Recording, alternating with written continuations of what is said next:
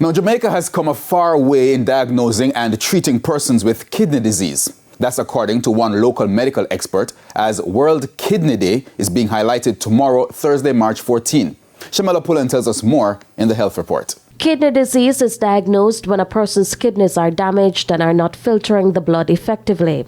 The Kingston Public Hospital sees approximately 10 new cases daily. The Type A Health Facility also sees at least 20 persons who come in daily for follow-up visits.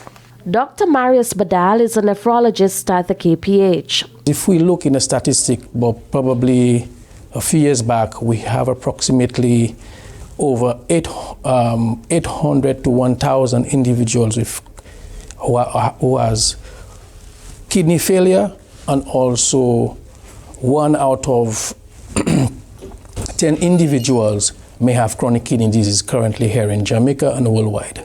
Symptoms include tiredness and inability to concentrate, generally feeling unwell, and loss of appetite. Dr. Badal says more persons are now able to access treatments such as dialysis for kidney disease in Jamaica.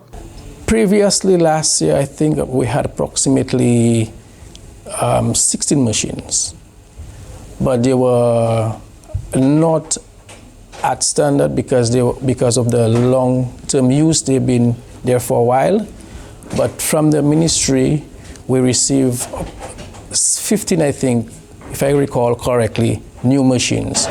So in a total, currently we have 22 machines at KPH. So there's have been a slight improvement in the number of machines. And also because of that, we are able to take in more patients at the renal unit at KPH. In most cases, early diagnosis can prevent the condition from worsening and reduce the risk of kidney failure. But despite efforts, Dr. Badal says more work is needed to further improve the care in Jamaica.